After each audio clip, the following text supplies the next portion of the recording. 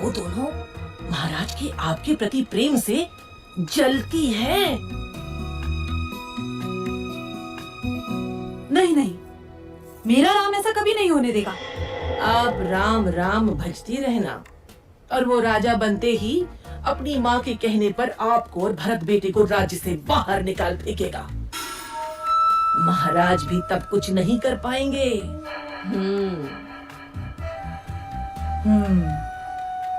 आपको शंबरासुर युद्ध का स्मरण है ना? महाराज का जीवन बचाया था आपने और उन्होंने आपसे 2 वरदान मांगने के लिए कहा था, जो आपने उस समय नहीं मांगे, किंतु अब मांगने की घड़ी है। शीघ्र बोल, करना क्या है?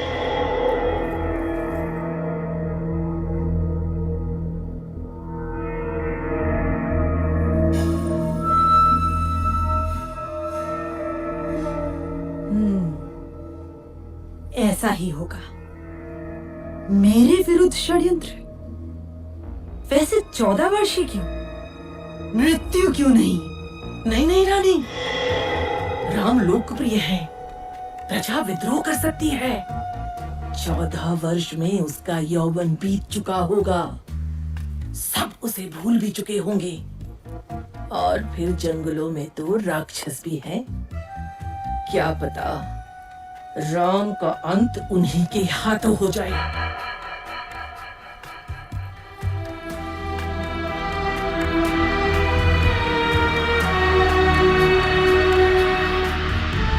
रानी कैकेयी को भवन में चली जाती है और राजा दशरथ को विवश कर देती है कि राम को वनवास हो और भरत राजा बने।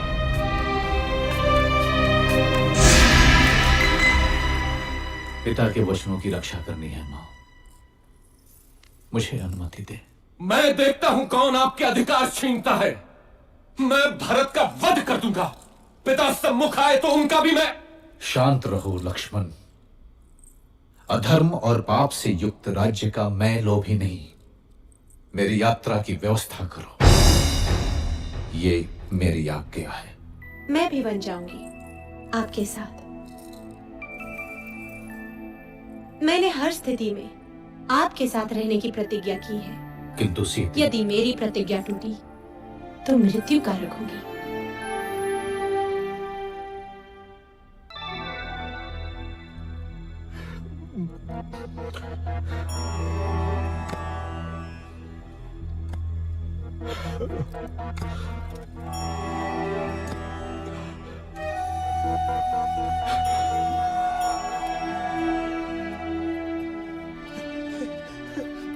मेरे पुत्र, दुर्भाग्य है मेरा, दुर्भाग्य है। मुझे क्षमा कर दो पुत्र, मुझे क्षमा कर दो। ऐसा मत कहिए पिताजी। 14 वर्ष तो पलक झपकते ही बीत जाएंगे। आप मुझे वन प्रस्थान की अनुमति दें।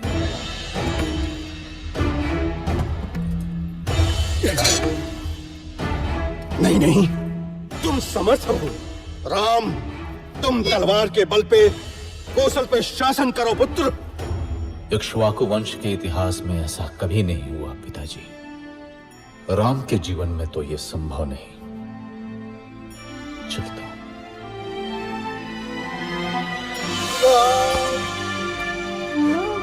मत जाओ राम, अयोध्या तुम्हारी है। तोड़ दो मेरा वचन राम। मेरे पुत्र, मत जाओ, मत जाओ राम, मत जाओ।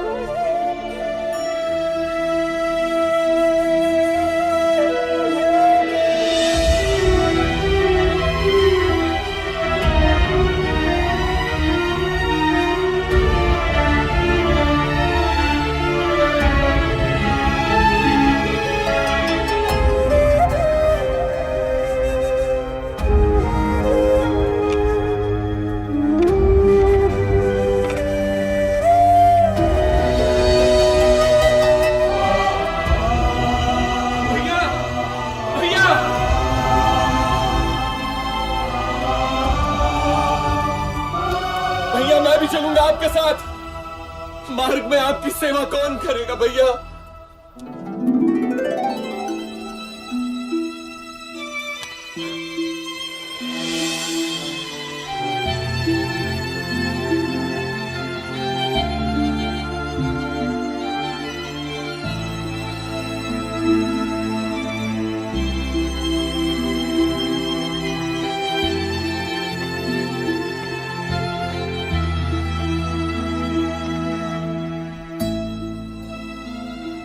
जाइए स्वामी, आपका कर्तव्य सर्वोपरि है।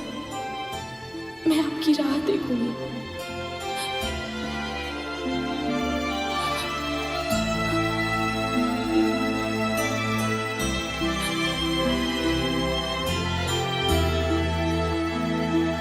श्री राम, लक्ष्मण और देवी सीता का लक्ष्य चित्रकूट था।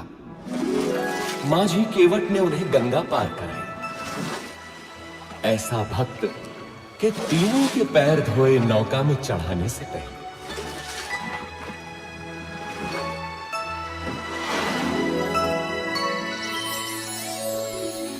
चित्रकूट के मनोरम वातावरण में तीनों अयोध्या का दुख भूल गए। लेकिन दुर्भाग्य अभी भी अयोध्या में ही मंडरा रहा था। महाराज दशरथ ने पुत्र वियोग में प्राण त्याग दिए।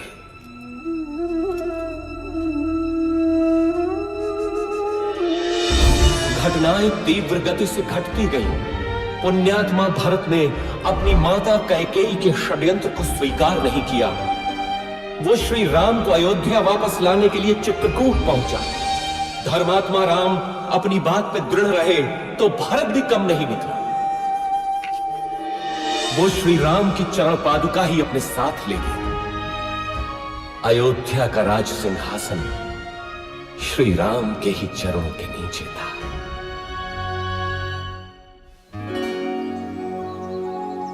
दुष्टों का नाश करते हुए और जनसाधारण को प्रगति का रास्ता दिखाते हुए तीनों 10 वर्षों तक दंडक वन में इधर उधर घूमते रहे। अंततः वे महान अगस्त्य मुनि से मिले, जिन्होंने दोनों भाइयों को दिव्य अस्त्र दिए। वैष्णव धनुष और जिनके बाण कभी समाप्त ना हो ऐसे तुणीर। अब राम महाशक्तिशाली थे। इसके बाद तीनों का अगला पड़ाव था पंचवटी। वनवास के 13 वर्ष पूरे हो चले थे। देवी सीता और लक्ष्मण तो अयोध्या की स्मृति में थे, किंतु राम को संभवतः दैव की क्रूर क्रीड़ा का आभास था।